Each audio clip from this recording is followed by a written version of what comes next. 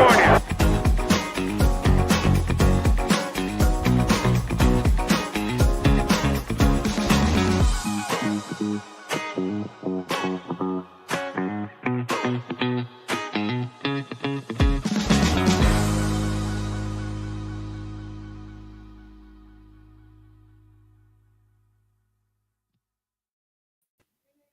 What's up, Bears fans? Welcome back to another edition of the Willis Twin Towers podcast.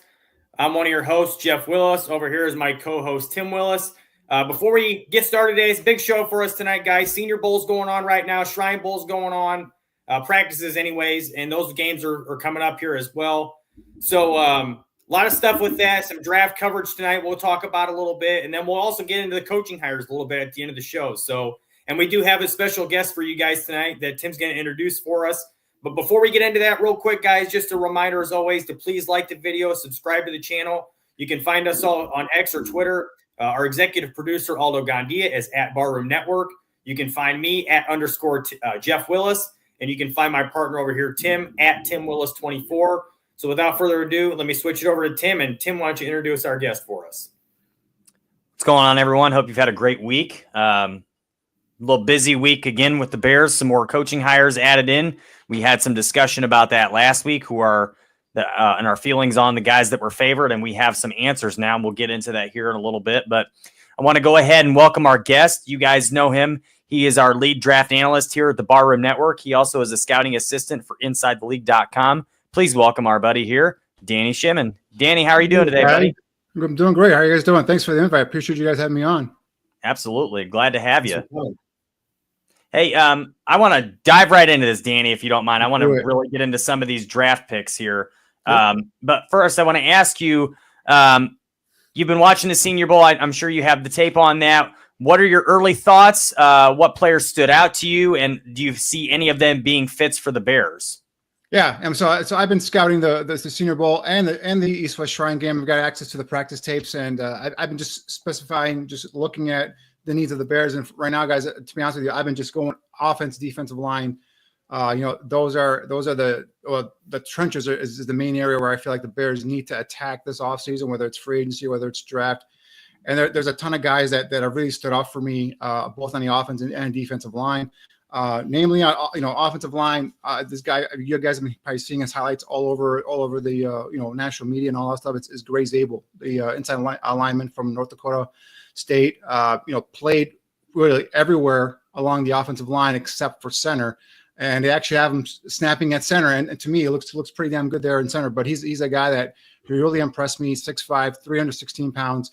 32 plus inch arm length. And he's a guy that doesn't back down from anyone, show that toughness, the ability to take on a bull rush. It's had some big boys coming at him there in those one-on-one drills. And he was a guy that really stood out for me in terms of the offensive line guys.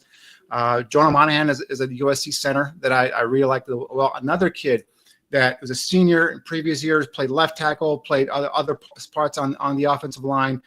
So he has that position versatility. He really showed out there at center. Not a really great center draft this year, in my opinion, but Jonah Monahan for me is one of the top ones there. Obviously, Jared Wilson from Georgia was a guy I was looking forward to seeing there, but he pulled out last second. So Monahan kicked out there. So Anthony Belton, the left tackle from NC State, has really, for me, looked pretty sharp, especially on one-on-one drills.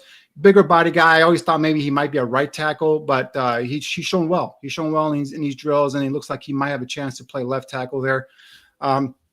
Defensively, the kid Mike Green from Marshall, came in there the first day. He's an undersized guy, 6'3", 251 pounds. He just wanted to kind of show off and see what what he could do there. Led the nation and with 20. Well, led the Sun Belt Conference with 23 tackles for loss, 17 sacks. And that first day, it just looked like he was a little out of place there. That second day, and one-on-ones. I mean, you guys probably seen the highlights. He took Connerly, which is one of the top tackles in this draft class, and he laid him out on his ass because he just went full, speed to power, and he showed up. And he did so well that second practice, guys, that his agent said, "You know what, you're done, you're out." And he didn't come back for day 3. He was out of there. So that's a guy on the defense side that really kind of stood out for me.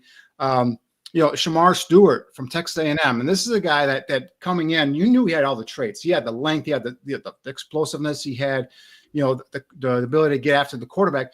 He just didn't have any production at Texas A&M. And this week he came in there and he showed just some of that natural talent. He comes in, he measures in at 6'5" with 34-inch arms, looks the part. You put on his tape, you see that first step quickness, you see the explosiveness upfield, you see the ability to have that short area burst to close in quickly, but just the production wasn't there. I think he had 4.5 sacks entirely in 3 seasons, in college. So, but he's the one I think also showed out there as well. And Walter Nolan from Ole Miss, a defensive tackle, interior guy, a former Texas A&M Aggie, transferred to Ole Miss this year and was an All-American.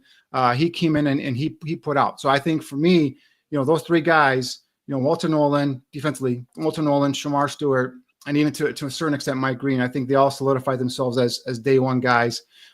Nolan and Stewart for sure, I think, are going first round. I think Green is still a bit iffy there. We'll see how everything else plays out in terms of the combine and pro days and all that stuff by those 3 guys. And then just kind of give you some more names here.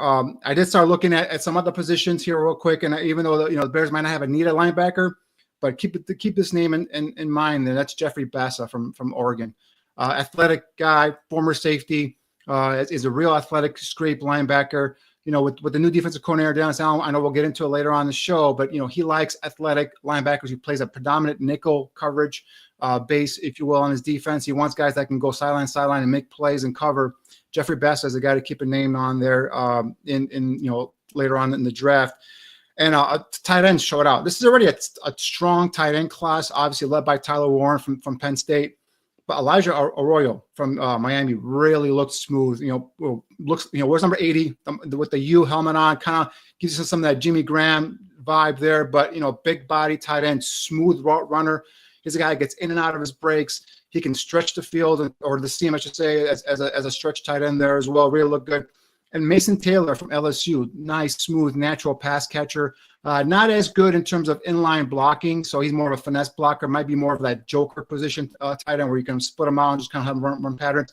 Obviously, his dad is Hall of Famer Jason Taylor, so but he looks like a smooth pass catcher in there as well. Again, tight end class to me is a deep class.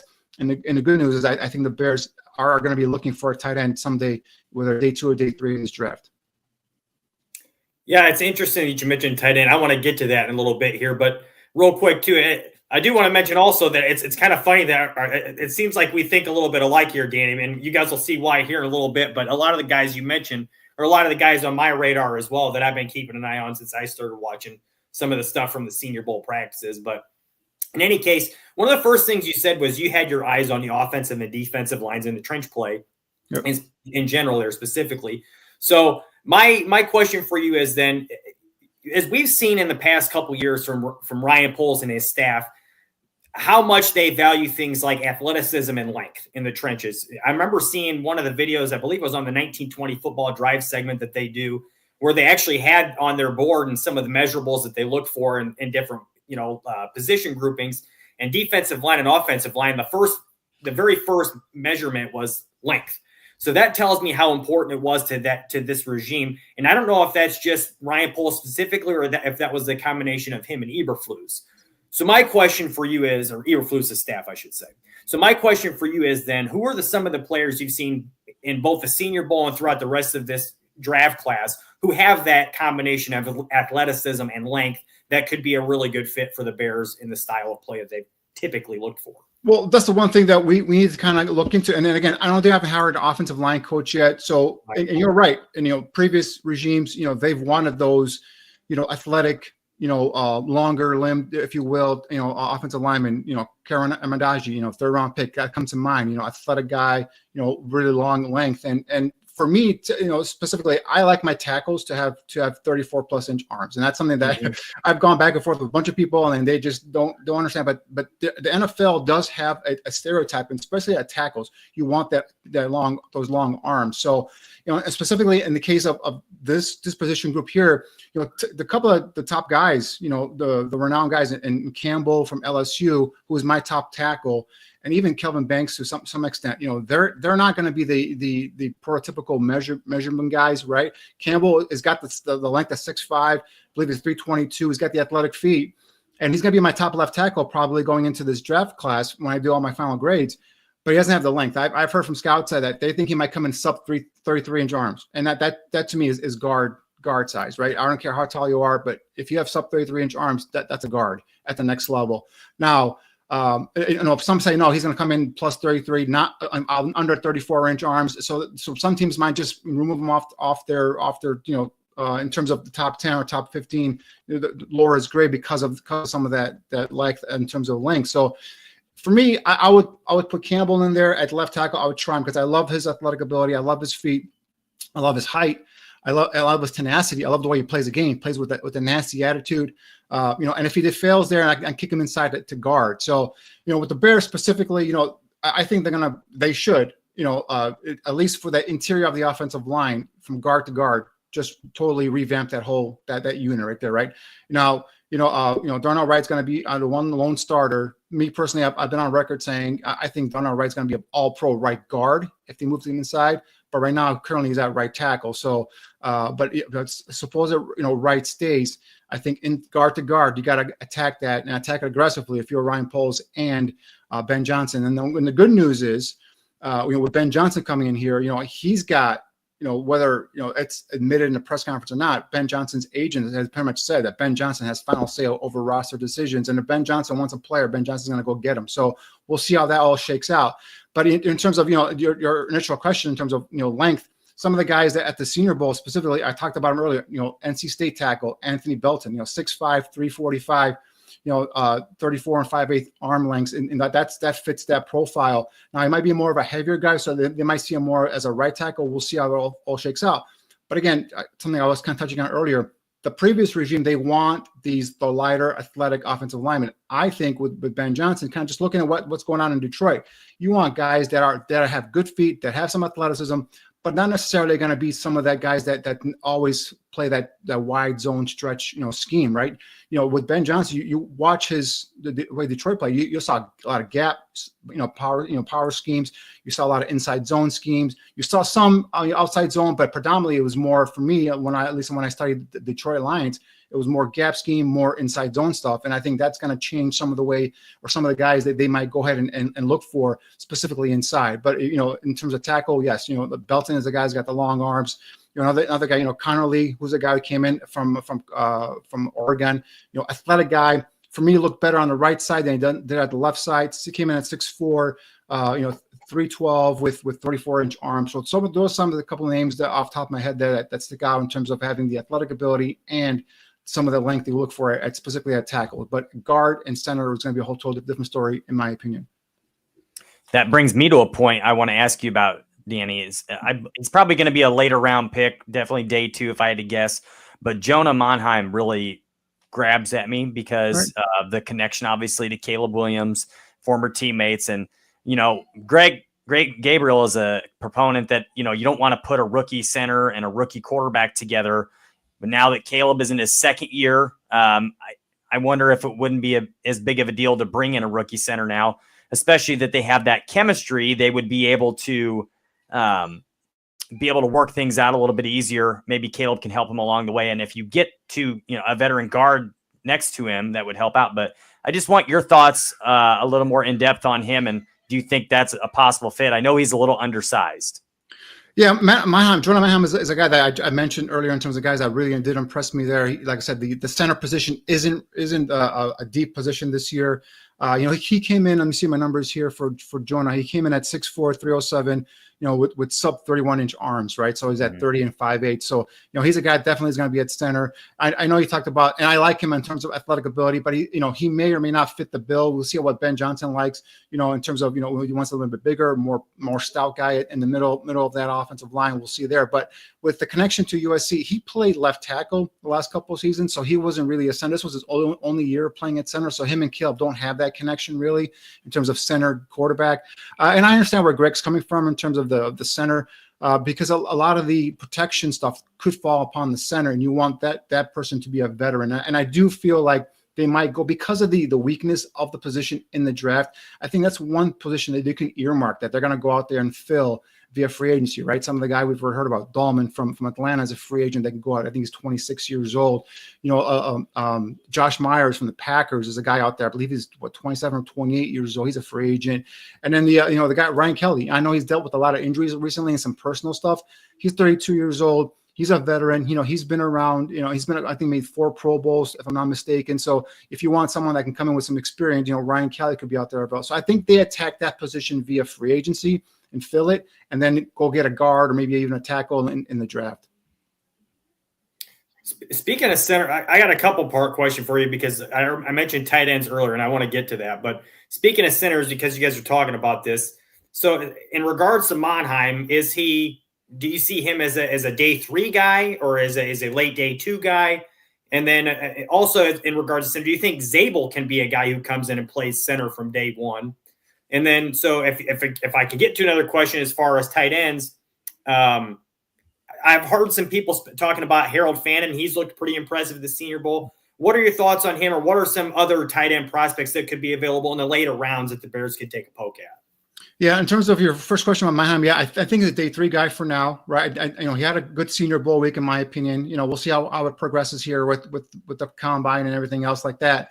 So I think right now, going into this process, he's probably a 4th round pick. We'll see if he improves and goes late day 2. But that answers Manheim. In terms of the tight ends, Harold Fannin is a athletic, looks a bulked up wide receiver. I mean, he's a guy, didn't start off really high in terms of like making big time plays in practices. But yeah, I mean, in terms of his measurements, I have him right here. He came in right under, where is he at here? He's at 6'3", 238, with 33-inch arms, big 9 3/8 hands. He looks like a smooth, natural pass catcher, right? He looks like a big bulked up tight end.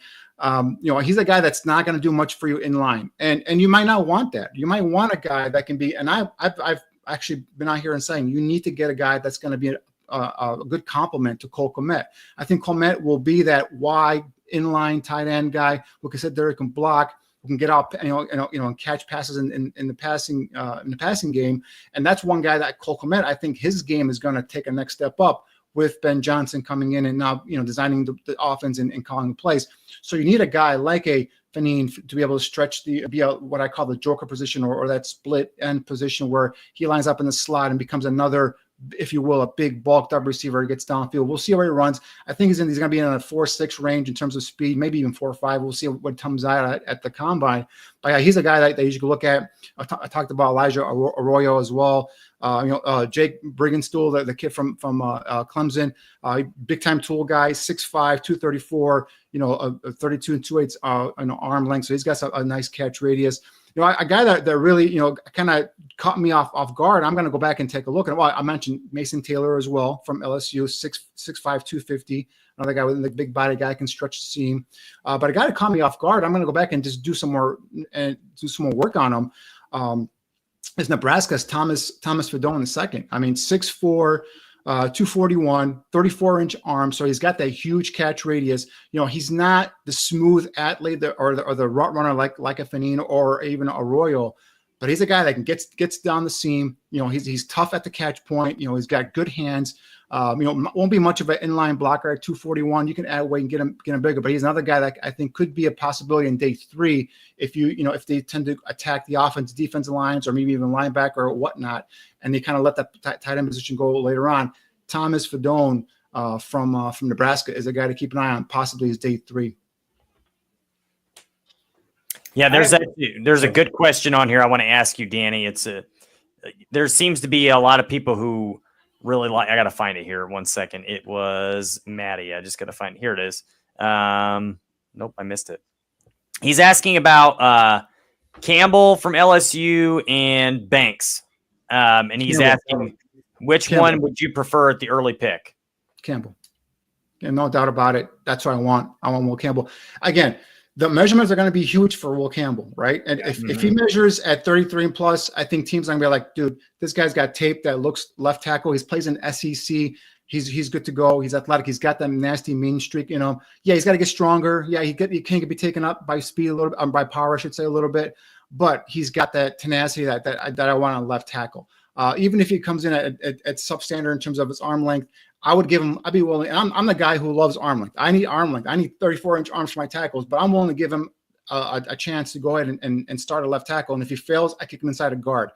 Now, the question is at number 10.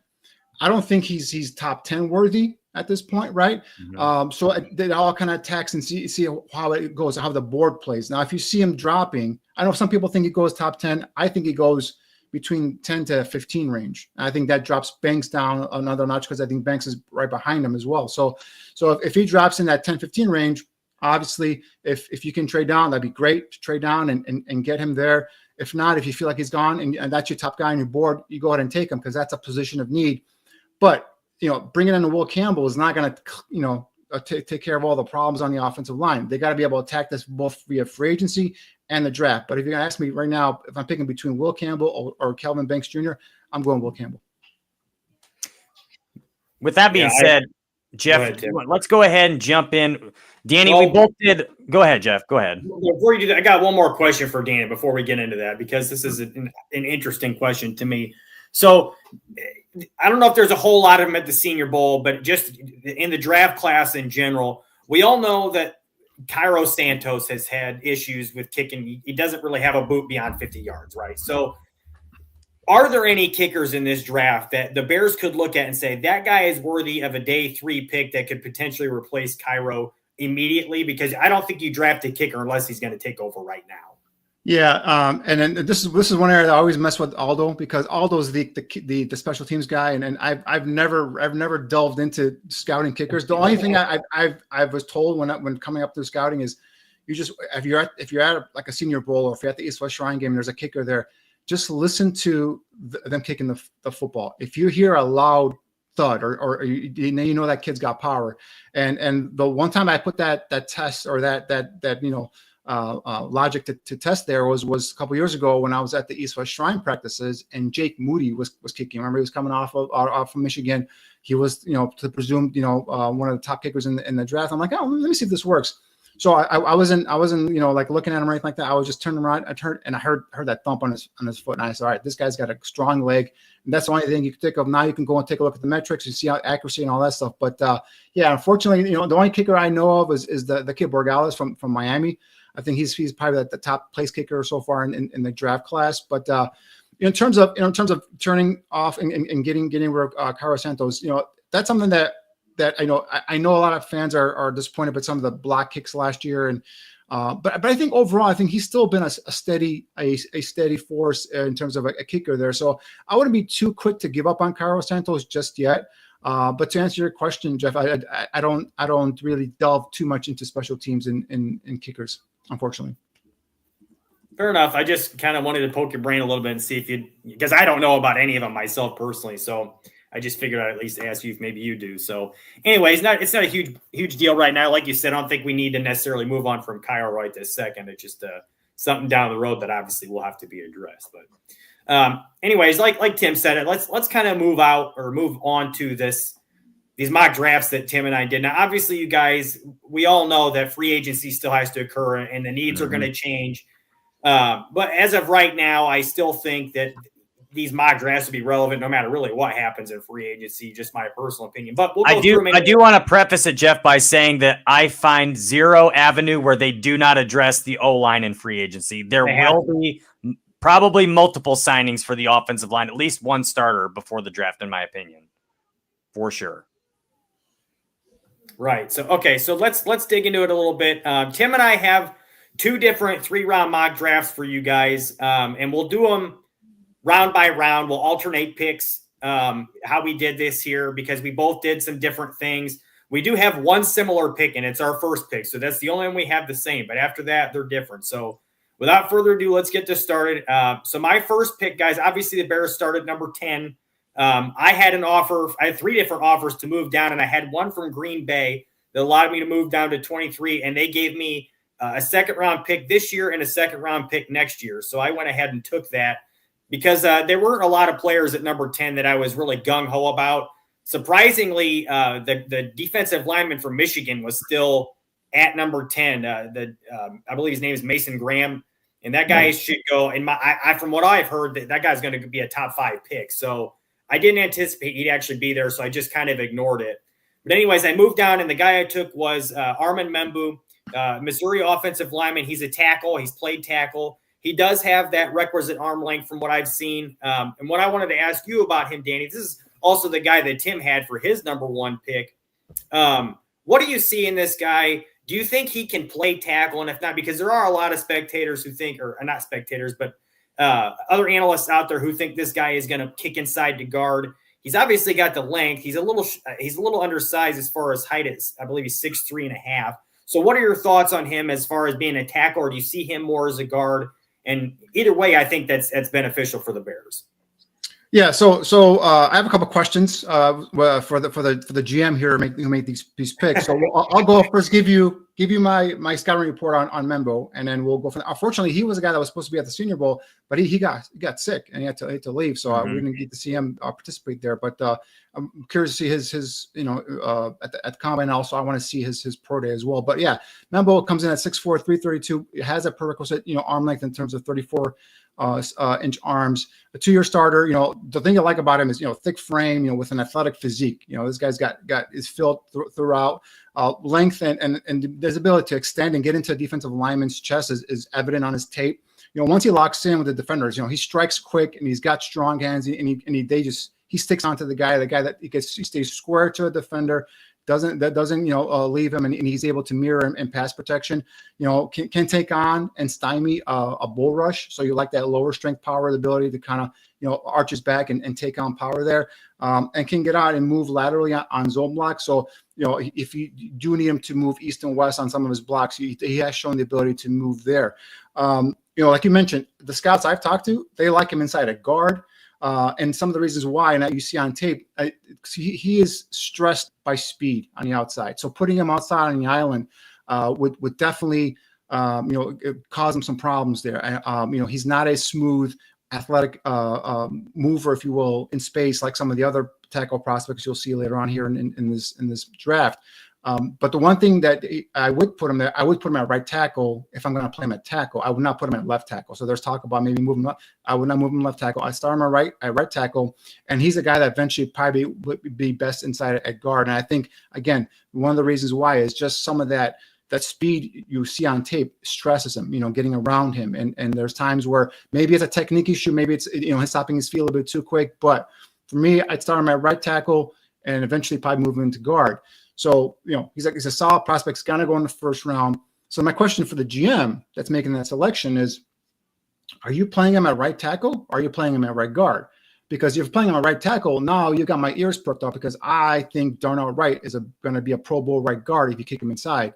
And if you pick right inside a guard, you put Membo at that right tackle, I think you have the makings of a very dominant offensive line there in the future. That was kind of my thought process, Danny. My thought was that initially you bring this guy in, there are questions of whether he can play tackle or not, obviously. So my thought was you have an immediate need at guard anyways. Bring this guy in, let him play some guard. If you see that he can do the job, if he's playing well next to right, maybe in the next couple years, next year or two, one of those guys moves either to the left side, or you go ahead and move Membu to the outside and let him play left tackle, or vice versa, and see how that works out. But my thought process was, at the very least, this is number 23 in the draft. That's a good area for a really good guard. So why not take him there, let him play some guard? If it works out, great. If you can move him to the outside, even better. So I just thought that was a good move, regardless of which position he was at. I have a really similar answer. My thought is, number one, he is short, so he's probably not a tackle in the NFL, but he does have pretty long arms. So there is a possibility he does play tackle. If nothing else, that's competition on the outside for Braxton Jones and possibly Karan Amagaji. I'm not really sure what direction they go. But my thought is definitely at first play him at guard, because at the end of the day, he's just a really good football player. And I want a really good football player on the offensive line. And where you'd get him there, I think at pick number 10, you'd be reaching for really any player there unless somebody were to fall. So I also traded down because I feel like that would be the best avenue there and pick up another asset. But again, I just think he's a really good football player, and I think he could be an elite guard possibly in this league, just because he is really solid. So Again, I don't know. Maybe they give him a chance to play tackle and see how he does in the room. But if nothing else, you could play him at guard, in my opinion. So Jeff got 2 second-round picks from the Packers to go down to 23. Tim, what did you get? I'm pretty sure I picked up number. You'll have to give me the exact. I think what happened with Tim is he did a full mock draft, so he ended up getting an extra second rounder. I think he got extra late. No, I got an extra. I got 53. I think is the pick I got was the 53rd pick, which is late second round. Yeah. Okay.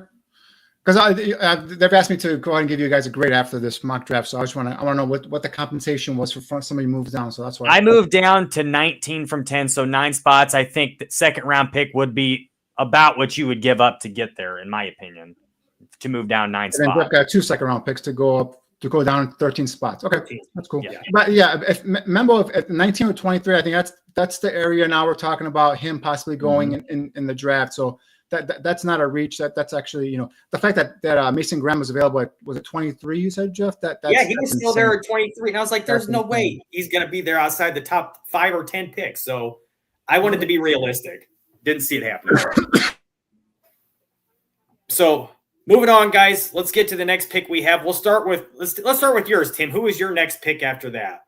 I got to admit, Danny, I'm a little biased on this one, but it's also because he is just an excellent football player.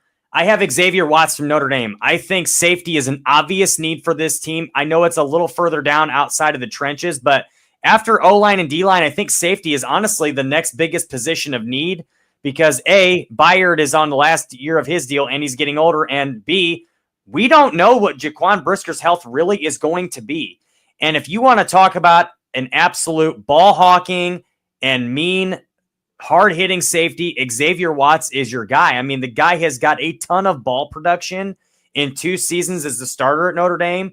I mean, if he can fall to the second round, which I think at safety there is a strong possibility, and he did happen to be there at 39 when I drafted. So I took another just really good football player that I thought fills a need for the Bears and can come in here from day one and be a contributor on this defense for sure.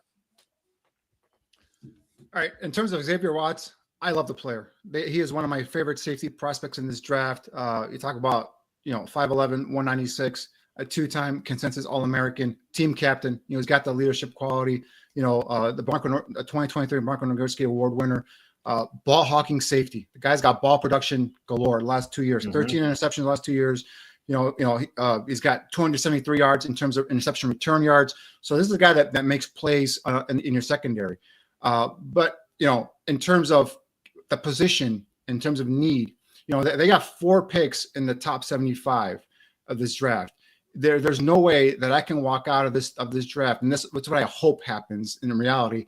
There's no way that Ben Johnson or Ryan Poles walks out of this draft without taking all 4 players, or at least 3 of those 4 players being on the offense and defensive lines, right? So, yeah, again, free agency is going to be a big part in this. So they might fill some of those needs in free agency. We'll see, but it's not the player; it's just the position there, Tim. Where I cannot use a high second round pick on a guy, even though he's worthy of being a second round pick. But until I fortify my offense and defensive lines, we've done this before. We've started with Ryan Poles, his first draft, taking Jaquan Brisker and Kyler Gordon, and totally ignoring the offensive defensive lines. And I've been on him since then. And I just don't believe in that. I believe you build your teams in the trenches. If your offense and defensive lines suck, your team's going to suck. So until they fortify that, and if they do fortify that in the draft, like I said, in free agency, and you can go ahead and get at Xavier Watts. Kid's a hell of a player. Gets a ball hawking safety. It is a position of a need. Kevin Byard did a hell of a job last year as a veteran. Jaquan Brisker. The obviously the concussion is something you have to worry about.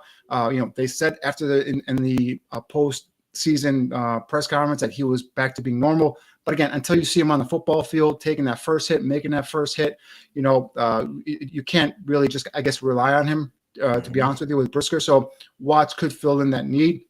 But to be honest with you, once he left last year, Elijah Hicks did a damn good job back there as a safety. So again, fortifying the offensive and defensive lines is my first top priority. So I don't like that pick, not because of the player, but because of the position.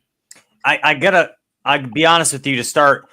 When I did this draft, I specifically stuck to positions of need, but I didn't necessarily hold them in a specific order because I do believe that they are going to address some of this in the draft. They have to, or in the free agency, they have to. So again, when I did this, I stuck to positions of need, but I also looked at who is the best player on the board at a need. So that is why I went with Xavier Watts there. But I totally agree with you. The trenches do need to be fortified between free agency and this draft. But so just to give you a little backstory on how I drafted, that's the direction I was going. But go ahead, Jeff, with your second pick.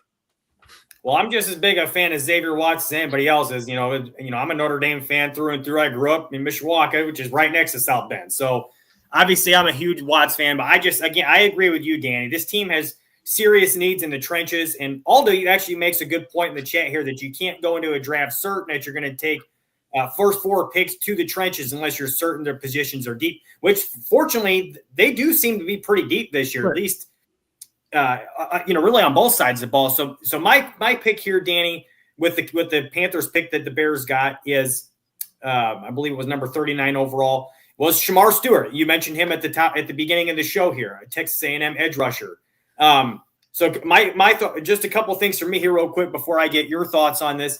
Obviously, this guy did not have a ton of production in college. This is a traits guy with a lot of flashy explosiveness and explosive plays. This is the kind of guy that Ryan Poles has talked about in the past. You grade in the flashes. I think this guy has a potential to fall to round 2 because of the lack of production. The first game of the year, Notre Dame played at College Station against Texas A&M. They gave him all kinds of problems up front. And Notre Dame had a really good offensive line this year. Now, granted, that was their first game with the young offensive line, but between this guy and Nick Scorton, they gave him all kinds of problems. So I'm just curious on your thoughts on Stewart as the number 39 pick for the Bears, and if you would like that here. Yeah, I mean, if they get him at 39, I think that this is a guy you go and pull the trigger on and take a flyer on. You mentioned it, in terms of production, it's not there. And that's one of the biggest things you got to say, why was it not there? I talked about him earlier. I think he might have solidified himself in the first round from what he's done so far in Mobile after the first two practices. And actually him and Nolan Walter, they left.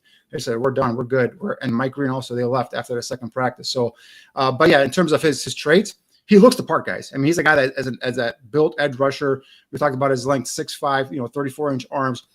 Has that first step explosiveness upfield. They even put him down. Sometimes they kicked him inside as more of a defensive tackle position, and you saw that explosiveness go into the guard and center's chest, and he just powers him back into the backfield. Now, the thing is, a lot of times he'd get to the quarterback, or the ball was quickly thrown away, or some of the lower body stiffness he's got, where he doesn't change directions quick enough, where he doesn't go at it and be able to corral the sack. But in terms of just a straight line, athlete, guys that can get off the line of scrimmage and get into the backfield and penetrate and make plays, Shamar Stewart is a guy that you are very, very tantalized by his traits. And I know there's going to be a defensive line coach somewhere in some NFL office or some team's office saying, I want this kid, get him, whatever you need to do. So that's why I think he might not be available there at 39. That's kind of what I was thinking too. He very well could not be there, but I just thought it might be possible because of the lack of production, and maybe he does fall. But I totally agree with you. Some coach is going to say, let me get my hands on this guy because we can do something with this now. So anyways, moving on. Tim and I both have 2 second-round picks. Actually, I think we both have 3 because the Bears have 2 second-round picks. So the next one up, let's go ahead and do yours again, Tim. We'll rotate this. Who's your next pick here in the second round? So, again, this is a position of need. It's not on the line, but I love Omarion Hampton. In my opinion, I like him the best of any running back in this draft. Just go watch the film on him. This dude is super, super impressive. He's like a David Montgomery for this offense, like what Detroit had, but with much more nimbleness and, in my opinion, athleticism. So I really like this guy, really like him. And if they are able to get him, I'm not one to say, let's go get Ashton Jeanty in the first round. I think that is absurd for people to think we should do that. We are in no position to take a running back in the first round. But if you can maybe use one of them other second round picks and pick up this guy, I mean, in my opinion, I think he's going to have the better career between him and Jeanty in the NFL. And he's done it against, Power 4 schools. I really like this guy, Danny. I don't know what you think about him, but I just watching him. He is super fun to watch. Yeah, the running back. So a couple of positions in this draft that I think are deep. It's not a great draft overall, right? So, but there are some position groups that are deep, and I think they're deep in the areas where Bears need them. Interior offensive line, I think there's some good depth there. The running backs, there's some good depth there. Tight ends are some good depth there as well. So just to name a couple positions there. So and running back, like I said, I think is going to be a need. I think they will draft a running back.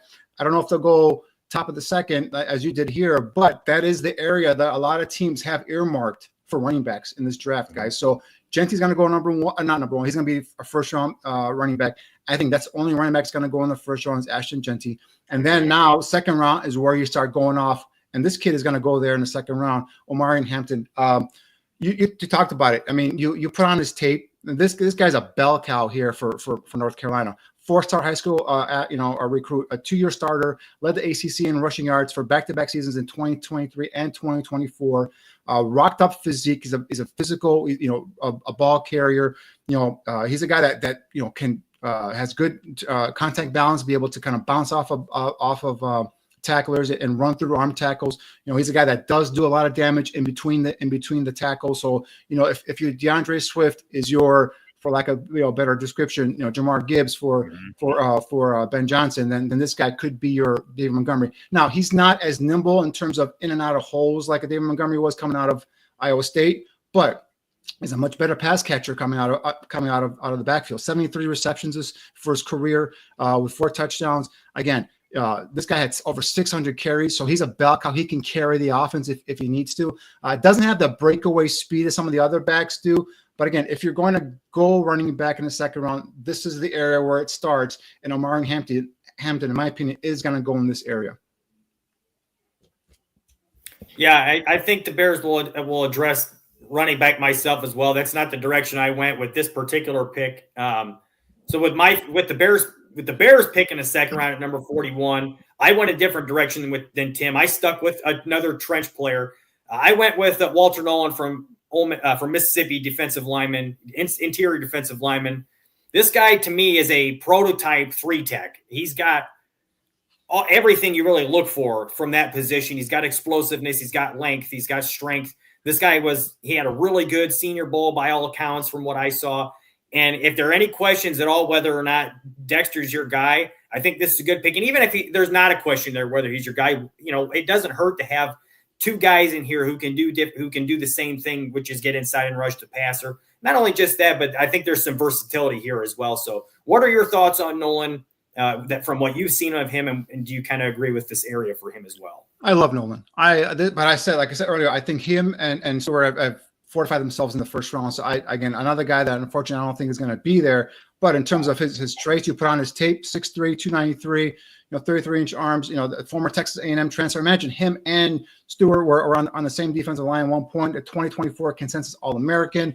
You talked about it right there. He's a quick athlete, twitched up defensive tackle. This is what you looked at in previous Lovie Smith, regimes, or even when Matt Eberflus came here running that Tampa 2-4-3. This is your 3 technique, if you will. Twitched up, quick, one gap penetrating defensive tackle. And this is a guy that displays, not only that first step quickness, but an ability to be a disruptor, but also, ability to take on blockers and be able to hold his point of attack and hold his ground and be a guy that can be an effective run defender as well. So he's got a quick swim move, can get skinny in the gap. Like I said, get up upfield and be a disruptor in that backfield. So I love this kid. And if he's there at 41, I'm running up to the podium and making that selection because this is a guy that I think has, potential to develop into a really good, interior defensive lineman. And now you talk about Dennis Allen coming in here with wanting that attacking up the field kind of defensive front.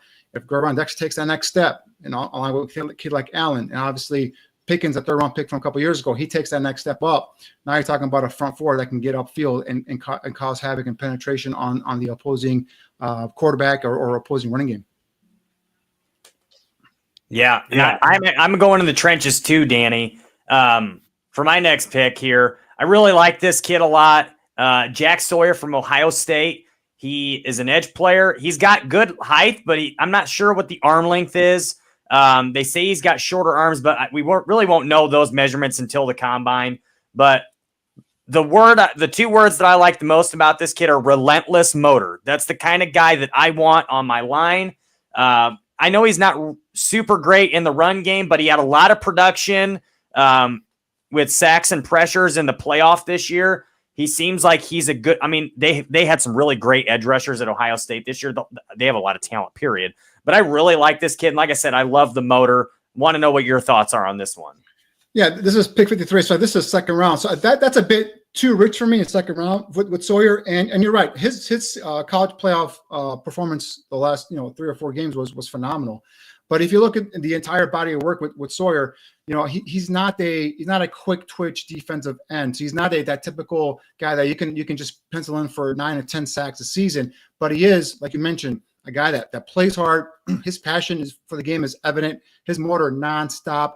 I think he's actually a better run defender, to be honest with you, Tim, than he is a natural pass rusher. Now, he had 9 sacks this year, which was his career high at Ohio State. But a lot of those are just, as you expect, a hustle sack. He's a guy that will not stop, will continue to kind of play to the end of the whistle. He's got more of a straight line athlete, meaning that his lower body, he doesn't have the ankle flexion or the quickness or the bend to kind of curve the edge or get around the edge. But he's more of a straight line guy. He'll plant his strong hands in your chest, and he'll walk an offensive tackle back into the quarterback and generate pressure that way. So those guys are valuable, but they're more of like guys that could be maybe your base, starting defensive end that's very good against the run, which, by the way, Jack Sawyer is. He's a guy that sets a hard edge and helps funnel everything back inside to the big guys. So he's good in that area. But I think he's going to be limited in terms of what he can produce sack-wise at the next level. So I think second round is a bit of a reach. He coming into the whole season, I had him as a day 3 guy. After his college football performance, he's probably moved up into a day 2 guy is my guess. But we'll see how everything comes up here. But love the kid, love the effort. He's a team captain as well for Iowa State. So he's got that passion. He's got that leadership ability. I want to bring him in, and I'd love to have him as part of my defensive line. But like I said earlier, those first four picks, three, I need some starters coming out of there. And I just don't know if Jack Sawyer can come in here next year, day 1, and start on that defensive line ahead of guys like, some of the veterans they have there right now. Marcus Walker, or we'll see what happens in terms of who they bring in free agent wise. But that's my only concern there is some of his physical limitations. Question before we get into Jess, where do you think he's looking to draft? You may have said it and I missed it, but where do you think he's going to go? Sawyer, second round, yes. I think he's coming into the draft process. He was a day 3 guy for me. So anyway, within the 4th, 5th round, he may have moved up now with his performance to the 3rd round. We'll see how it goes. But again, I think a lot of it's going to be on terms of his athletic ability. You talked about his measurements. I heard the same thing. I heard he's going to come in with sub 34-inch arms. We'll see how some teams like him. Now, the motor is going to be something that's going to attract a lot of guys. The traits in terms of the football characteristics, the passion for the game, people are going to love that stuff. You've seen him when you watch him at Ohio State. He could put his hand in the ground, rush from there. He could stand up in a 2-point stance and rush from there as well. So he gives you some versatility in terms of how you want to utilize him, whether it's a 3-man front or 4-man front. So some teams is going to bring him in. It's just a matter of do they fall in love with him early on day 2 or late day 2 or early day 3. So moving on so this is my last second round pick here. I got this one in the trade down from Green Bay. This is number 54. I took the guy that everybody's looking at right now. I think this is my favorite player in the entire draft right now, in Gray Zabel, that offensive lineman from North Dakota State. So you talked about him a little bit earlier, Danny. And one thing I want to mention about him real quick is I heard that I haven't seen all his tape, obviously, but I've heard that this guy's played all 5 positions throughout his tenure at North Dakota State, including center early on in his career. I just wonder if you could, first of all, verify that. And secondly, do you think this guy really can come in and be the center? Because this is part of the reason why I drafted him here, was the intention that this guy could come in and at the very least cross-train as a center and potentially be that guy. So he has started in every position except center at North Dakota State. He started left tackle, right tackle, left guard, right guard. But he might transition over to center here at the next level. They had him playing center at the Senior Bowl in terms of snapping the ball and all that stuff. So to expect him to come in and start day 1 at center, I think it might be a little bit too much. But this is a kid that has shown out at this next level. In terms of the Senior Bowl practices, has really stood out. And guys, North Dakota State players, they know how to play, especially offensive linemen. They're well coached. They run a pro style system out there in North Dakota State, and so the guys come in and they're well prepared. It might take them maybe some time to adjust to the level of competition here, stepping up. And now we're talking about able changing into a position like the center where he's not accustomed to it. Maybe he's played in high school or something like that, but he hasn't started there at college. He made 41 starts in his 5-year career at North Dakota State. 35 in a row to finish off his collegiate career. So he's versatile, he's tough, and he's dependable, right? So that you love that in the offensive lineman. And he's a well-spoken kid, very smart kid. So I definitely like the pick. I love the player, and I do see him probably maturing and becoming a center. But to expect him to come in and start day one at center, I think might be too much. But I definitely love the pick. I definitely love the player, and we'll see where it goes. But if they get him in the second round, I think that's a hell of a pickup. Yeah, I was just kind of thinking, we've seen success from all these other North Dakota State offensive linemen. Cody Mauk is one that comes to mind. Who's the one that Pittsburgh took last year? Has been pretty good next to Zach Frazier there. Can't remember his name now. Well, he's from South Dakota State. That's Chance McCormick. South Dakota State. That's my mistake. But anyways, these guys, like you said, they come in, they're ready to go. Like you said, I don't know if he can be a center right away. It would surprise me if he could. I love the football player. I think he comes in and he's exactly what you want. And I was watching from all the highlights that I saw from the Senior Bowl. I think this guy lost one rep the whole throughout 3 days of practice. Unbelievable. I mean, his anchor looks phenomenal. His anchor looks really good. And that's something you want at center, because guys, how many times do we see Sheldon Coleman on his ass as he gets pushed back? Even before that, Sam Mustipher and pick the center du jour of the Bears that last couple of years we've been seeing on their ass as soon as the defensive lineman gets their hands on him. So this is a guy that, like I said, came in and really showed out there at the Senior Bowl.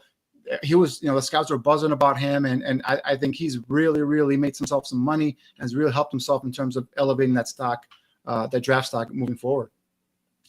Yeah, like I said, I think he's my favorite player in this whole draft. I love the kid, and I would be ecstatic if the Bears are able to get him. Go ahead, Tim, with your next pick here. This is the start of the third round, by the way, guys. This is my last pick here because this is my third rounder. Danny, I got to tell you the truth. I think this guy is the diamond in the rough in the draft. I think this dude is going to be a stud. 6'6", 345 pounds. Dare I say the comp is Chris Jones? Danny, I really think this dude is going to be phenomenal. And a lot of people he's really starting to rise up boards. If he falls to the third round, I would jump on him in a heartbeat. What are your thoughts, Danny? Yeah, I like Deion Walker a lot as well. Coming in first day, he's a guy that to me, I was expecting him to come in and show out, and he really was kind of disappointing the first day. But man, day 2 and day 3, he really showed out. I mean, him and Tim Smith, the defense tackle from Alabama, were really causing havoc in those 7-on-7, even those team drills on day 2 and later on day 3. He's a big dude, man, 6'7", 340 with 34+ inch arms, and he's just getting better, guys. He's still developing, still raw, in my opinion. He's got a ways to go. He's a team captain, 23 and 24 for Kentucky, a 3-year starter. Again, another one that's got the dependability. He started his 35 straight games to finish out his career. For his career, he's only had 22 tackles for loss and 10 sacks. But he's a guy that getting better. He still doesn't have an idea in terms of a repertoire for how to get to the quarterback. But you saw for a guy that big, he's light on his feet. He's got that swim move that can get into the gap and penetrate. And there's a couple times, like I said, in those team drills at the Senior Bowl, you see him jumping off that, at the snap, getting into the gap, swim move, get up into the backfield. And if he's allowed to tackle, he would have buried the quarterback or the running back there for a loss. So he's a guy that intrigues me. He's got traits. He's got the size. Needs some more, fine tuning. Body can be a little bit, in better shape, but that's not a problem because they'll take care of him there in the NFL, weight program. But yeah, this is a guy that imagine him developing next to Gervon Dexter, and then now you got two guys that got the ability to, man up and take on blockers in the middle of the defensive line, also showing the ability to get upfield and penetrate the gap. But again, he's a guy that should we expect him to come in next year and start? That might be a stretch. We'll see. But it definitely can a guy come in here and be part of a rotation and contribute right away. But again, if Andrew Billings is back, Gervon Dexter takes the next step. You add a kid like Walker. Now you have and Zach Pickens obviously there as well. You have the makings of a possible rotation. Hopefully, we'll see how Dennis Allen and the new defensive line coach these guys up.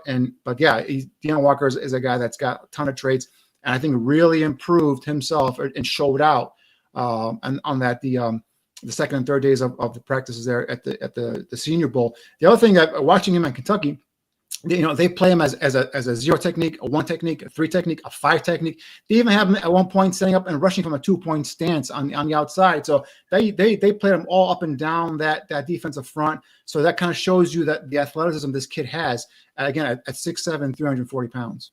Mm-hmm. I was just going to ask you about that before we get into my last pick here, guys. I know this was Tim's pick with Walker here, but do you think, Danny, this is a guy that could come in and obviously not be, he could probably play the 3 tech, but can he come in and be a nose tackle and alternate with Andrew Billings and have a rotation and kind of work towards that role as well? I do. I do think he can come in and be part of a rotation for sure. Yeah, especially with like the 1 technique that Billings plays. I think he could do that. I think Billings kind of moves over from 1 to 3 depending on how he was used last year. We'll see how it goes moving forward. But yeah, I do think that he can come in and he can be part of a rotation early on. Again, he's still developing, in my opinion. He's a guy that needs some work, some coaching. But man, at 340 and 6'7", and some of that quickness and some of the athletic agility he's shown on tape.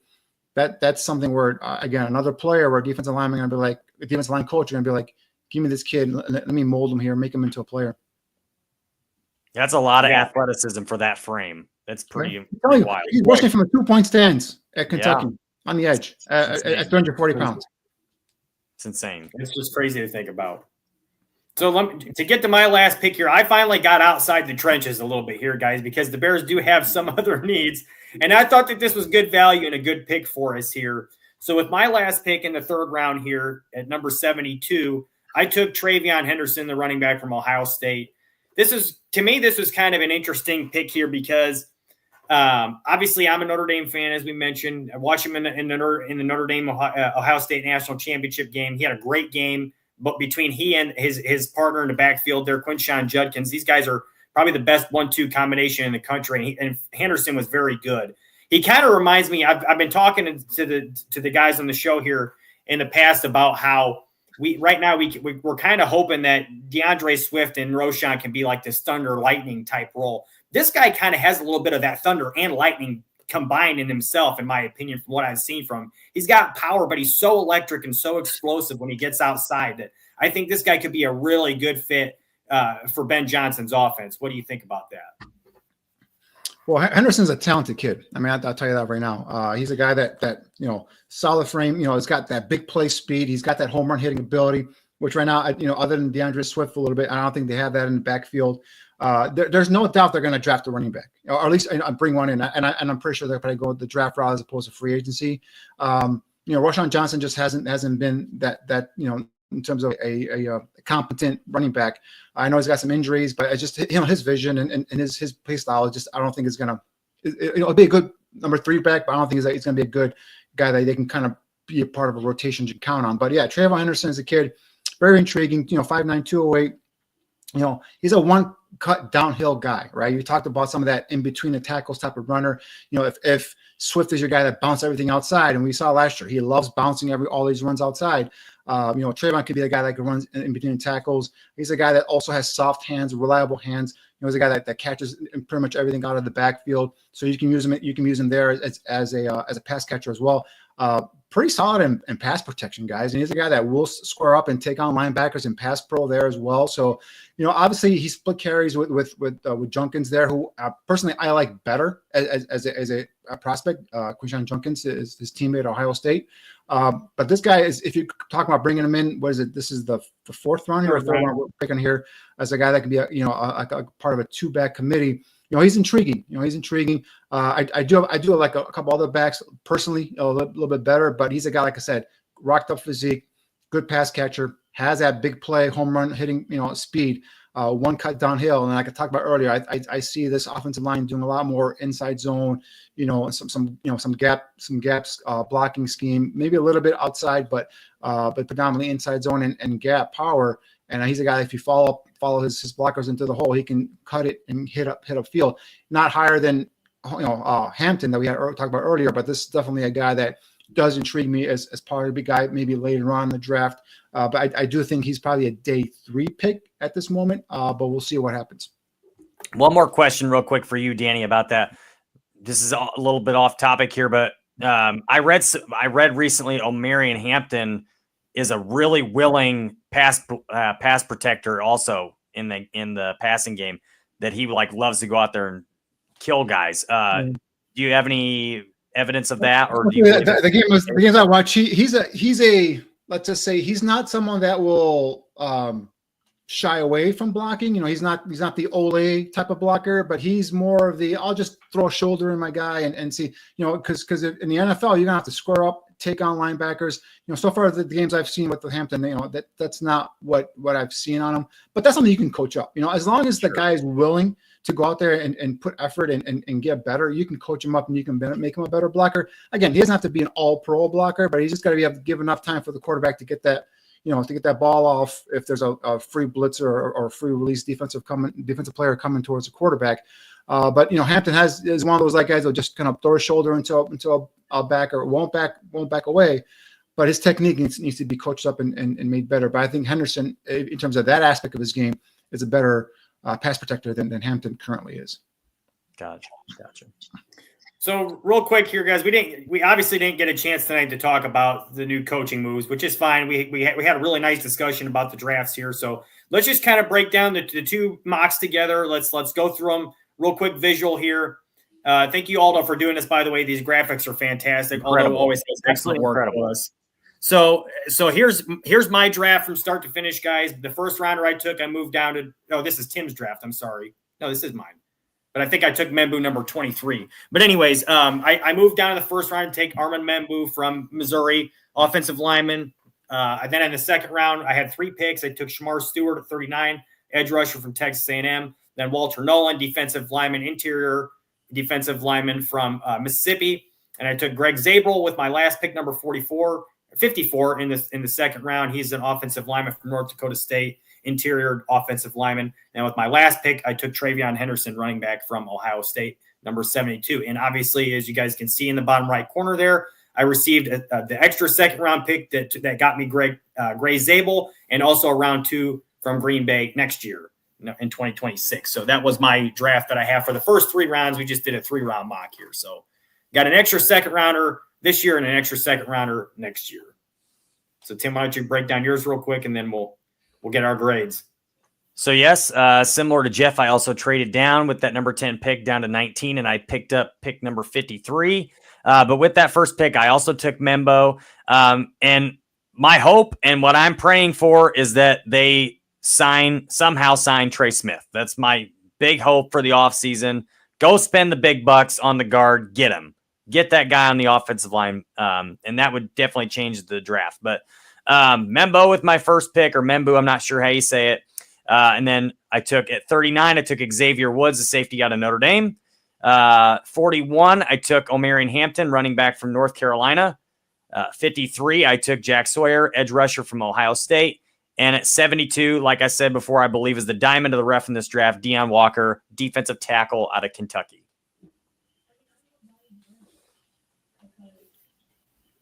All right, let's see our grades here. What do we got? Jeff. All right, so just looking at the 3 drafts. So I for Jeff, I got to give you an A, man, because you're a man after my own heart. You went after the trenches. You got yourself a starting right guard, possibly maybe a right tackle. We'll see how that plays out. You got yourself, I think I wrote it down here somewhere. You got yourself a high tool-wise and defensive player in Shamar Stewart, who by the way, I don't believe will be there, but we'll go for the purpose of this exercise. We'll say he was available. He's a guy that has all the traits. Production wasn't there, and that's something that you have to be concerned about. But the traits are there. You see it on tape. You see, it kind of reminds me of that kid that they took, that Ravens took from Penn State, Awanahu, I think his last name, where he had no sacks out of Penn State, and then the Ravens took him in the first round, and next thing you know, he's the guy thinks the guy's making Pro Bowl. So the traits are there, the length is there, the athleticism is there. So I think you could utilize him and make him into a nice pass rusher there for you. I love Walter Nolan. Again, I think he's going in the first round. I think he's a twitchy inside three technique type of defensive tackle. I think he's only getting better there as well. Gray is able. We talked about it here. He's been the star of the Senior Bowl. He's a guy that started all four different positions at North Dakota State. Could play guard, possibly center here in the future. Might not be a day one starter, but it won't take long for him to catch up and be a starter there along the offensive line, on the inside of the offensive line for years to come. I love that kid right there. And then Trevion Henderson. While I like other running backs better than Trevion Henderson, I think he's a guy that obviously there's a need there. They are going to draft a running back. And he, like I said, he's a guy that gives you the ability as a home run hitter with a one cut, and he could go take it to the house.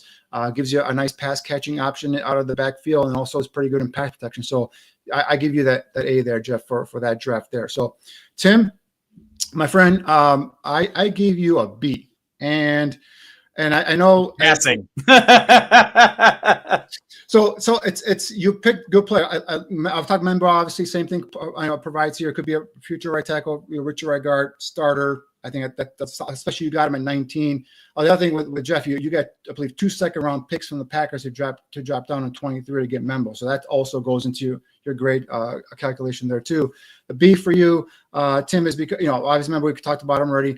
Love Xavier Watts. I love Xavier Watts, and let's assume that they go ahead and they do fortify the line with a couple of free agents, and he was the best player available on the board. Okay, cool. He can come in here, but then are we now saying Jaquan Brisker is not a starter? Are we saying we're cutting Kevin Byard, who's coming off a pretty good season? Is Xavier Watts going to be a starter? Because I with these picks I want starters. Great. So that's a little bit of a question there. Love the player. Not sure of the position, right? Omarion Hampton, we talked about the running back, a guy that gives you, bell cow type of abilities, a good pass catcher out of the backfield, led the ACC 2 back-to-back years in terms of yards rushing, over 600 yards carries for his career. So this is a guy that can be a bell cow. A guy can run in between the tackles, could be a nice compliment, like we talked about too, DeAndre Swift. So that's a solid pick there at running back. Jack Sawyer is a guy that I think could be a rotational player, not a guy that I think will come in, especially in the second round, and be a starter day one, just because of some of the physical limitations that he has there, some of the athletic limitations he might have there as well. But definitely a guy that's going to be in the league, I believe, for a while, playing special teams, and also, while he develops and gets stronger. And also then, but I just don't think he's a guy that's got the bend to be a productive, a year in, year out 10-sack guy. That's my opinion. But I love the kid. Love his heart. I love his passion for the game. Obviously a captain, so he's got the leadership qualities, all that stuff. But I just don't know if he's going to be a starter next year or within a couple of years. We'll see. And Deion Walker is a guy that I love as well in terms of, the size, the 340, 670, a guy potentially that could be one of your interior defensive linemen. But again, a guy that I'm not sure is going to come in here and start next year, but could be a part of a rotation. But if you flip them around, I like probably Deion Walker a little bit, more than Jack Sawyer right now. But just again, based off of traits and all that stuff, and what I can project at the next level. But yeah, so that's why the trade down, you guys have a second round pick. That's cool too as well. But I just think that with Jeff's draft, he had more potential starters week one, guys that attack the trenches. And then yours have some intriguing guys that could be some really good contributors towards them. But are they going to be all starters week one? And with these 4 picks, I want guys that come in and make an impact for me. I agree with you about the starters. Yes. Yeah. But I think Brisker's not. If you were to draft Watts, I think Brisker would be the one to not start, because I don't know what his health is. I have no idea. I mean, he missed 14 games this year. I mean, from one concussion, that's scary. And that's not the first time. So, right. And then these are the ones that, at least that we know of, because we don't know how many he's had at Penn State, how many he's had in his high school, so we don't know that. That thing is the fact that he came back into the game. And then after the game, then we reported symptoms, and then he was out basically for the rest of the year. That's something you have to take in consideration and be worried. Now, I know that the team has said he's back to being normal, but until he takes his first hit or supplies the first hit, we just don't know. And with concussions, one of the things that really was kind of bad was the corner from the Bills in the last week's game, the championship game, where he was out. Benford, I believe it was, he was on concussion protocol the whole week, and then they cleared him right before the game. he plays and first hit, and he can barely walk off the field. They put him on a cart. So I mean, that's the kind of scary stuff that you see. That you just realize that these guys put their bodies and their minds, in some harm's ways there. And then you just even though you like Brisker, you wish him the best.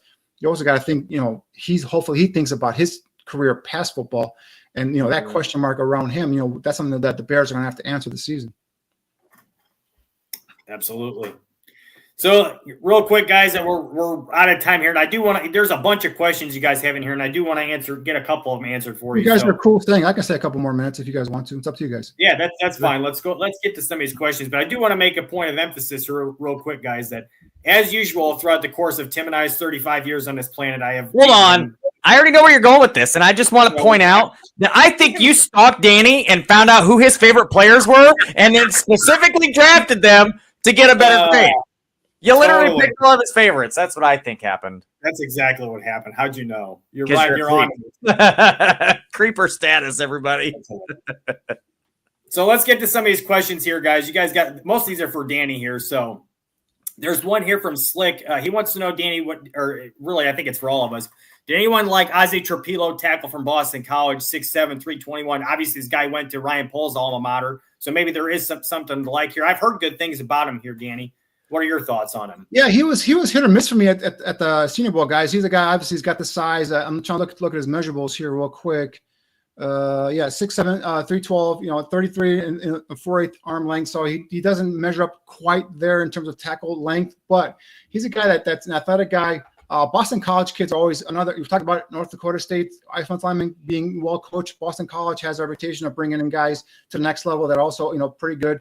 But for me, he's more of a developmental kind of player. Now, their question is kick him inside at guard, but he's an athletic player. If they move into more of that inside zone power gap scheme, he might not fit them per se.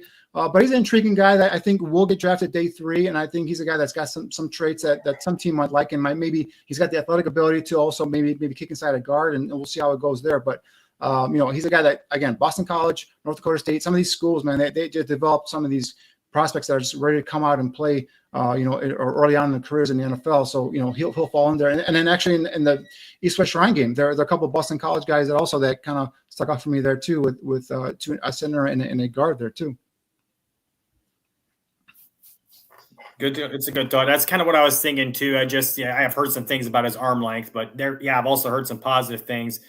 So I was just kind of curious on your thoughts on that. That was a good question there from Slick. Muck wants to know what's Danny's opinion on Kenneth Grant. He's a monster. The more tape I've watched on him, the more I like him over even Graham. I wouldn't go as far as saying I like him more than Grant, but I love Kenneth Grant, and he's a guy that's a big body guy that right now can get in there, come in day one, and take up space. He's a guy that can occupy blockers. He's still learning, developing in terms of as his pass rush technique and his repertoire, but definitely a big body guy who can be a nice imposing force in the middle of the defensive line. He's going to go in the first round, and I think Grant goes top 10 in my opinion, and I think the 10 to 20 is where that range is where you're going to see, Grant. So, if some of your trade scenarios fall through and you guys come up with either pick 19 or pick 23, that could be an area for an offensive lineman, but also could be an area for Kenneth Grant. I love Kenneth Grant. He's just not developed in terms of his pass rush repertoire, but he's getting better. And again, we talk about traits, we talk about size, we talk about a guy that can make an impact day one. Grant can do that in the run game. You just got to get better in terms of as a pass rusher. So love Kenneth Grant, but I don't like him better than Mason Graham. But he's coming hard. There's a good question in here, Danny, from Cliff. And there's a lot of people who have discussed Genty as a possibility for the Bears at number 10, and he wants to know. He says, I'm assuming he's not on the table for them at 10. Dallas is at 12 and wants him. Maybe somebody else does too and trades the Bears to jump ahead of Dallas. My thoughts on Genty are he's obviously a very good player. He's obviously a first-round caliber running back. I don't know if he's worthy of number 10. And it just where the Bears are at right now, I don't think they can afford to not take a player in the trenches where you get the most value. This is where the starters come from in the first couple rounds of the draft. This is where you get your impact players. I don't think you can afford, if you're the Bears right now, to take a running back here, as good as he is, especially when it's, like you said, a pretty deep running back class. So that's a good question, Cliff. Let's see what Danny's thoughts are on this. Cliff, buddy, you know me, man. Yeah, I do not draft running backs in the first round. I do not. I have that policy because you can find running backs throughout the draft. I love Genty as a player, but the Bears, Jeff, you hit it on the head there. Guys, we have not learned our lesson here with these Bears the last couple of years. You cannot build a team on the outside. You cannot build a team on the skill position, right? You got to build them in the trenches, right? Ryan Poles has ignored the trenches far too long, and I feel like I'm hoping that Ben Johnson coming in now, having more say in personnel, that he attacks the trenches and attacks them hard. So with those that number 10 pick, if you stay at number 10. It might be a bit too high for Will Campbell, or you might just have to reach and take him there. Who knows? But if you decide to go defensive lineman, you can go defensive lineman there, number 10. Maybe if you drop down a little bit, the guy that no one talks about and the guy that I absolutely love is Tyler Booker, this guard from Alabama. Yeah. He's not athletic. He's a mauler. He's a guy that shows ability to play, whether it's inside zones, gap, whatever you need. This guy is I think is going to be one of those guys that's day one starter, and it could be a starter for the next 10 years on the offensive line. So he's a left guard. So if you trade down and you get a Tyler Booker, I think that's a hell of a pick there in the first round as well. Yeah. So because I think he's a first day one starter too. So there are players in the trenches that you can get, whether it's 10 or trading down a little bit. But I do not draft running backs in the first round, even though I love the player. I just don't go first round running backs. And like we said, there are backs in day 2, day 3 of this draft. There's a couple guys I can give you off the top of my head. DJ Giddens from Kansas State. He's a guy that I love. He might go day 2, late day 2, early day 3. 6 feet 212. He's a guy that I think can be a hell of a back there, especially if you mix him in with a complimentary running back there. Laquan Allen from Syracuse. He's been here at the Senior Bowl. This guy's got some home run hitting speed, hell of a pass catcher out of the backfield. So he gives you some of that ability there as well. Dylan Sampson, guys, we talked SEC 2024 SEC Player of the Year. This is a guy that's got 35 touchdowns in his career there at Tennessee. These are some guys that are going to go day 2. Right. So I know Genty's the big name. He's the flashy name, but you have a lot of options here, and you gotta fortify the trenches before you start going running backs, receivers, tight ends, so on and so forth. Yeah, and I agree with you on your point about Booker too. That I love that guy as well. I didn't obviously draft him in my mock, but I would not dislike that at all if that's who the Bears end up with. That guy that's a football player right there. I think he'd be a great fit. He's a mauler. He's an athletic mauler as well, too. Yes. So a couple more questions in here. Let's get to these. What do we got here? So here's one from Vizo. He says, Danny, what draft prospect do you feel may fall to number 10 that the Bears could steal? I told you guys before in my mock that Mason Graham fell to me there, and I didn't take him for obvious reasons because I didn't think he would be available. But who's a player you think, Danny, could fall there and the Bears could take at 10? Yeah, that's a good name right there, Mason Graham. If he's there at 10, I'd be all over that. I'm trying to think. Maybe there's no way like Abdul Carter or something like that would fall, because that would be ideal. I think personally, I think he's the best player in the draft. I think Abdul Carter goes number 1. The best case scenario, if one of those Mason Graham doesn't fall, or one of the other big name players that doesn't fall to the Bears at number 10, the best case scenario for the Bears would be is one of these quarterback falls, whether it's Cam Ward or Shedeur Sanders, and a team desperate enough to come up and get a quarterback can give the Bears something where they can kind of move back in the first round. And then because again this draft, and I've talked to the scouts that some scouts have a hard time getting 15 players with first round grades. I personally have like about 20, 21, but I stretch it a little bit because I gave Shedeur Sanders a first round grade, even though I think a lot of teams see him as a second round grade. But I think he's a first round talent. So I got about 21 players for the first round grade so far. That could go up, it could go down as the process continues. But the strength of this draft is between the second and the third rounds, picks 20 through 60 or 70. So that's where, and again, we talked about the depth, right? Interior offensive line, tight end, running back. Some of the positions where the Bears have needs fall within that area. So that's why if you can go back and maybe recoup some more picks, that's going to be ideal for the Bears. So now you can pluck and pick holes, and now you can maybe take an Xavier Watts because you have an extra second round pick. You take him in the top of the second round, or you can take a running back like Omarion Hampton early on in the second round because you have an extra second round pick.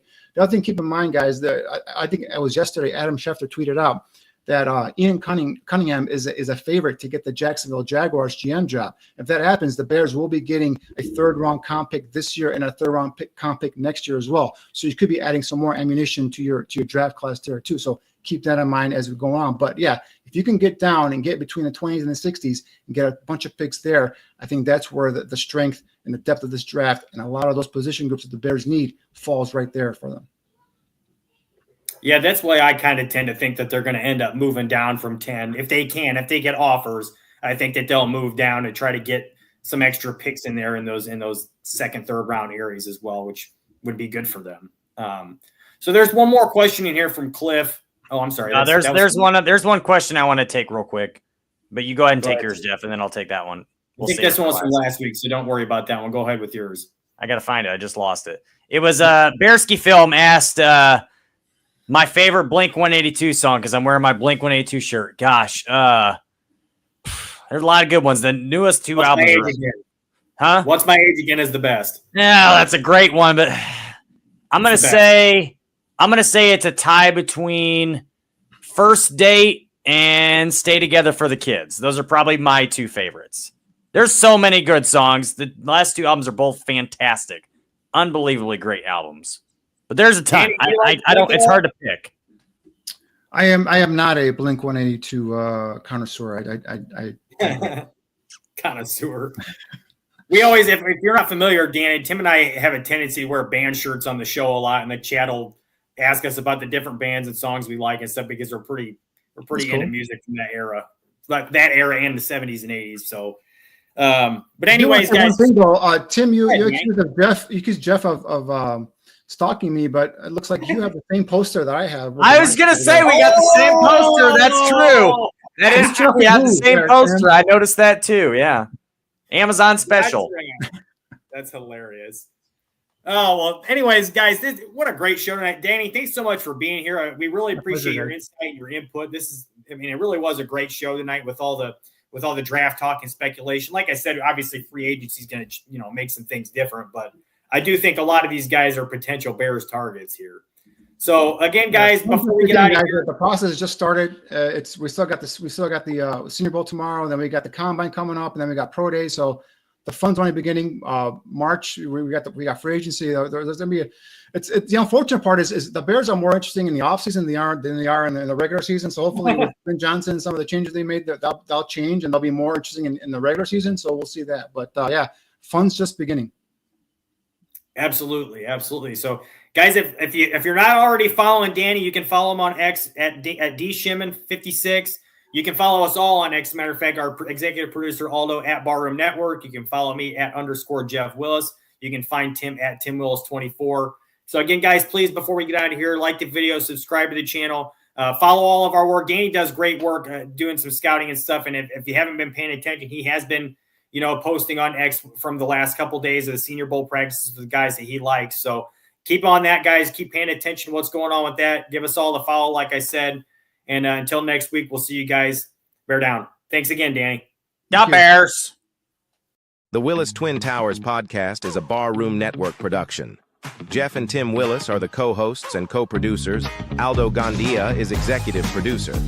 Music is licensed from Pond 5. Any copyrighted material used was done under the Fair Use Doctrine for commentary, criticism, and informative purposes.